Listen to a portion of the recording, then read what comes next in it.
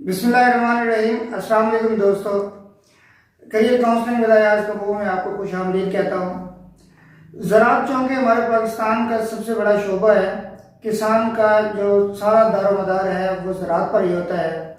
हुकूमत ने एक ज़राई महकमा भी कायम किया हुआ है जिसमें बहुत सारे ऑफिसर्स होते हैं। वो उनका काम यही है कि किसान को सहूलत देनी है, उनकी गाइडेंस करनी है और वक्तन फ़वक्तन उनकी ज़रूरियात को पूरे करते रहना है। गवर्नमेंट ने महकमा ज़राअत में कौन कौन से इनिशिएटिव लिए हुए हैं, किसान की सहूलत के लिए कौन कौन से स्कीम्स दी हुई हैं और कौन कौन से प्रोजेक्ट ऐसे चल रहे हैं जो किसान के लिए इंतहाई अहमियत का हामिल है, लेकिन किसान उससे बिल्कुल भी बेखबर है। हमारे साथ आज मौजूद है एग्रीकल्चर ऑफिसर माहर मोहम्मद राशिद साहब। वो हमें आप बताएंगे कि गवर्नमेंट सेक्टर जो है वो ज़राअत के हवाले से कौन से इकदाम कर रही है, कौन कौन से प्रोजेक्ट्स हैं और कौन से ऐसे अहम इकदाम कर रहे हैं जो हमारे किसानों को नहीं पता लेकिन उनके लिए इंतहाई सोचमंद साबित है। जी मोहम्मद राशिद साहब, आपका बहुत शुक्रिया। आप हमें गाइड करें प्लीज। जी अस्सलाम वालेकुम। फयाज साहब, शुक्रिया आपका कि आपने जो है वो एक एग्रीकल्चर डिपार्टमेंट को एक फोरम प्रोवाइड किया है जिसमें हम लोग जो है अपना पैगाम काश्तकारों तक जो है वो हमारी शहरी कम्युनिटी तक भी फॉरवर्ड कर सकते हैं। तो इसमें सर इस तरह है कि जैसा कि आपने, वैसे तो हमारा काफ़ी वास्ट है, जैसे कि आपने कहा कि हम लोगों की ड्यूटीज़ के हवाले से कि हम लोगों ने फार्मिंग कम्युनिटी में पेनिट्रेट करना है, हम लोगों ने जो है वो उन्हें स्टेप बाय स्टेप गाइड करना है। लेकिन चूंकि आपने एक स्पेसिफिक पॉइंट ऑफ व्यू जो है वो मेरे सामने रखा है, वो है प्रोजेक्ट्स के हवाले से। ख़ास तौर पे गवर्नमेंट जो है वो फार्मिंग कम्युनिटी को किस हद तक जो है वो सपोर्ट कर रही है। सर उसमें मैं आपको बताता चलूँ कि गवर्नमेंट जो है वो दो चार चीज़ें ऐसी हैं जिनमें फार्मर्स को डायरेक्टली सब्सिडी दे रही है इन फॉर्म ऑफ कैश। उसमें मैं आपको बताऊं तो उसमें पहले नंबर पे खादों के हवाले से, ये बड़ा मतलब एक तवील सिलसिला हम इसे कह सकते हैं। इसमें जो हमारी मेन खादें हैं, इस खादों में हमारे पास डीएपी खाद आती है, हमारे पास नाइट्रोफॉस है, हमारे पास पोटाश खाद है, हमारे पास जरखेज खाद है। ये खादें सर ऐसी हैं कि ये काश्तकार रेगुलर जो है वो इनको अपनी फसलों में इस्तेमाल करता है। तो गवर्नमेंट जो है डीएपी खाद पे 500 रुपये फी एकड़, नाइट्रो पे 200, जरखेज पे 300 और जो पोटाश खाद है उसे 800 रुपये फी बैग की सब्सिडी जो है वो दे रही है। लेकिन बहुत सारे काश्तकारों को इसके लेने का सही तरीकाकार मालूम नहीं है, तो इसीलिए उन्हें मसाइल का जो है वो सामना करना पड़ता है। तो मैं कोशिश करूंगा कि आपको जो है वो इसको सही तरह एक्सप्लेन कर सकूं। इसमें सर तरीकाकार ये होता है कि काश्तकार जो सब्सिडी है वो हर काश्तकार नहीं ले सकता। वो बंदा ले सकता है, वो काश्तकार ले सकता है जो महकमा ज़राअत के पास रजिस्टर्ड होगा। ठीक हो गया। उसके रजिस्ट्रेशन के लिए उसे क्या करना पड़ता है, अगर उसके नाम ज़मीन है तो वो हमारे ऑफिस में आईडी कार्ड के साथ आएगा।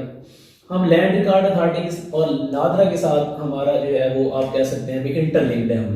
हम उसका जो है वो जैसे डाटा एंटर करते हैं, उसकी ज़मीन अगर शो होती है तो हम उसे रजिस्टर्ड कर देते हैं। लेकिन अगर ये कि एक काश्तकार है लेकिन उसके नाम ज़मीन नहीं है, वो मुजारे है, तो उसके सिलसिले में हमें क्या करना पड़ता है, हम उसका मुतलका फील्ड असिस्टेंट से हम कहते हैं कि आपने लिखवाना है, या मुतलका नंबरदार उसकी गवाही दे देता है कि जी वाकई काश्तकार है, इसने ज़मीन ठेके पे ली हुई है। तो फिर हम लोग उसे जो है वो रजिस्टर्ड कर लेते हैं। रजिस्टर्ड होने के बाद जब काश्तकार हमारे पास रजिस्टर्ड हो जाता है, अगला उसका काम ये होता है कि अब उसने जब भी खाद लेनी है बाजार से, तो खाद लेने के वक्त वो उसके ऊपर कूपन जो है वो होना जरूरी है। हर बैंक में कूपन है, ठीक है। वो कूपन लेगा, वहां से लेने के बाद जो है उसको स्क्रैच करेगा। स्क्रैच करने के बाद बैग के अंदर कूपन होगा, बैग के साथ ऊपर होगा, कुछ आधा बैग के अंदर होता है, आधा ऊपर होता है। ठीक हो गया। वो वहां से ले लेगा जी। लेने के बाद अब उसने जो है उसको स्क्रैच करके उसका कोड जो है वो 14 to 16 डिजिट कोड होता है जी, उसको सेंड कर देना है हेल्पलाइन के ऊपर। वहां पे उसको मैसेज आ जाता है कि आप जो है वो रजिस्टर्ड काश्तकार हैं, आपको अनकरीब सब्सिडी मिल जाएगी। अब सर इसमें फर्दर फिर और दो जो है वो कैटेगरीज हैं।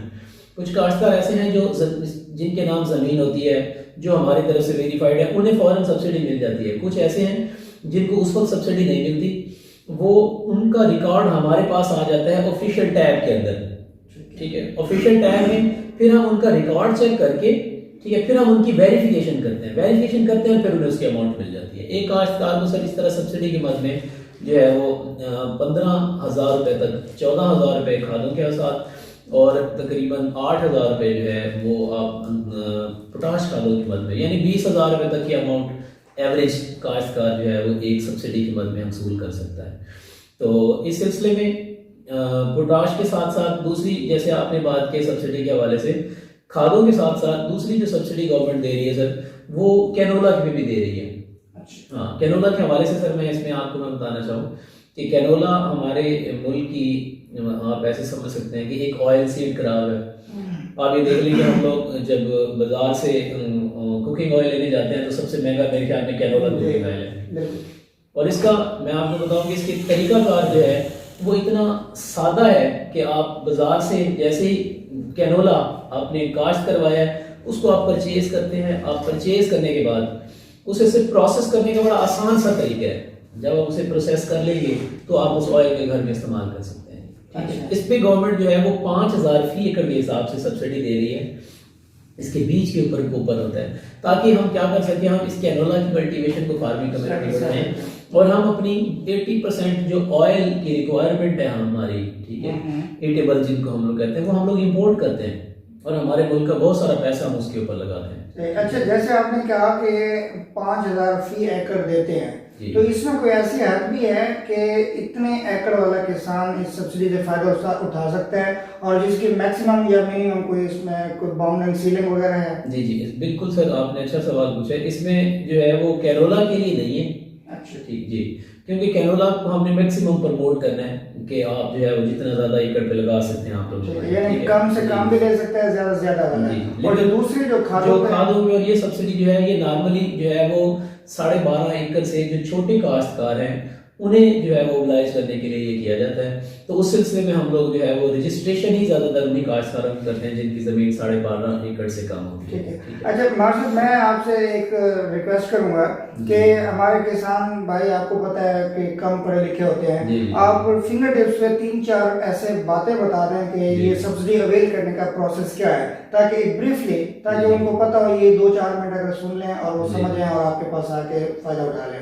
सर इसमें मैंने आपको बताया कि जो बेसिक चीज है वो है हमारे ऑफिस में रजिस्ट्रेशन के बाद काश्तकारों का दूसरा जो अहम है वो ये है कि वो क्या करें कि वो जब खाद लेते हैं उसके ऊपर उनका टोकन होना जरूरी है और वो खाद जब डीलर से ले रहे हैं कोशिश करें कि उसके साथ रसीद जरूर लें, क्योंकि ताकि वो खाद असली हो। अगर खाद में या उसके रेट में कोई इशू आता है, ठीक है, तो उसके लिए भी हम लोग बैठे हैं। अच्छा, आपने कहा था कि कूपन का एक नंबर होता है, वो आपने एक हेल्पलाइन पे देना है किसान ने, तो उस हेल्पलाइन का नंबर भी बता दें। हाँ जी, 8070, वो उसके ऊपर सब तरीका का लिखा होता है। अच्छा, तरीका उस पे लिखा, उस कूपन के ऊपर लिखा होता है, ठीक है। 80-70 पे मैसेज करना होता है। कूपन लिखेंगे, एक स्पेस देते हैं, फिर आईडी कार्ड नंबर लिखते हैं, 80-70 पे मैसेज कर देते हैं तो उसकी जो मुतलका अमाउंट होती है वो आ जाती है। ठीक हो गया। अच्छा, गवर्नमेंट सेक्टर में पहले लोन वाला सिस्टम नहीं होता था, एक बैंक होता था ज़राई बैंक, और या फिर कमर्शियल बैंक हैं वो किसानों को देते हैं, ये माइक्रो फाइनेंस बैंक हैं ये कर्जे देते थे किसानों को। क्या गवर्नमेंट ने अभी कोई ऐसी स्कीम निकाली है कि ज़राई डिपार्टमेंट जो है, महकमा ज़राअत, वो भी लोन सिस्टम दे रही है कि नहीं? जी बिल्कुल ऐसी है। यास भाई, आपने एक बड़ा अच्छा पॉइंट जो है वो रेज किया कि पिछला जो किसान पैकेज अनाउंस किया था हमारे प्राइम मिनिस्टर साहब ने, तो उस सिलसिले में काफ़ी सारा तकरीबन 2.5 अरब रुपए की मद में जो है वो स्पेशल फार्मिंग कम्युनिटी के लिए रखा गया है, इनपुट कास्ट को कम करने के लिए। क्योंकि एक सर्वे के मुताबिक हमारे बहुत सारे काश्तकार ऐसे हैं जो उधार पे चलते हैं, ठीक है, वो अपनी जो उनकी इनकम होती है वो मिडल मैन ले जाता है, ठीक है, क्योंकि उनको इनपुट सारी की सारी उधार पे लेते हैं। इस चीज़ को कम करने के लिए जो है वो गवर्नमेंट का एक इनिशिएटिव जो है वो है बिला सूद ज़राई कर्जा की तकसीम। उसमें यह है कि उसमें भी जैसे हमने बात किया कि छोटे काश्तकार जो है खास तौर पे वो इसके लिए अहल है, और एक काश्तकार को 2 लाख रुपए तक गंदम के लिए कर्जा दिया जाता है। इसमें 6 महीने की हद मुकर्रर होती है। इसका सादा सा मैं आपको तरीकाकार बता दूं कि इसके लिए काश्तकार जो है land record centre, Punjab land record authority जो है वहाँ जाएगा। वहाँ पे हमने इसका जो है वो एक स्पेसिफिक वो बनवा दिया, काउंटर बनवा दिया है। वहाँ जाके वो अपने आप को रजिस्टर करेगा। रजिस्टर करने के बाद उसका डाटा मुतलका बैंक में चला जाएगा। कमर्शियल बैंक जो है national bank, ज़राई तरक्याती bank, अखुवत bank, Telenor bank और NRSP बैंक, ये बैंक जो है उस काश्तकार का डाटा वसूल करते हैं। काश्तकार राब्ता करता है, उसे कर्जा अलाट कर दिया जाता है। अब उनका जो कमर्शियल रेट का वो होता है, इंटरेस्ट होता है, वो गवर्नमेंट देती है। और काश्तकार ने क्या करना है, 6 माह गुजरने के बाद जो उसकी ओरिजिनल अमाउंट जो उसने रिसीव की थी वो वापस जमा करवा देगा, ठीक है, और उसके बाद उसका कर्जा नहीं पहुंचेगा। सही, यानी कि बिला सूद कर्जा जो है वो किसानों को मैसर आ जाता जी, है जी। और इसकी जो मार्कअप रेट है वो गवर्नमेंट देती है। हाँ, बिल्कुल। ठीक है नाज़रीन, आपने सुना होगा कि गवर्नमेंट के कौन कौन से अच्छे इनिशिएटिव्स हैं और लामहला तौर पे वो वाकई बहुत फ़ायदेमंद हैं और हम उनसे बड़े बेखबर थे। मैं हमारे साहब का शुक्रिया अदा करता हूँ, अपने कीमती वक्त में से टाइम दिया। वक्तन फ़क्तन इनके साथ हम और भी ऐसे मौज़ूआत पर डिस्कशन करते रहेंगे जो किसानों के लिए इंतहाई सूदमंद और फ़ायदेमंद होंगे और उनको मालूमात देते रहेंगे। अगर आपको ये वीडियो पसंद आई है तो आप इसे लाइक करें, शेयर करें। अगर अभी तक आपने चैनल सब्सक्राइब नहीं किया तो सब्सक्राइब कर लें। अगले प्रोग्राम तक के लिए आपसे इजाज़त चाहते हैं। शुक्रिया, अल्लाह हाफिज़।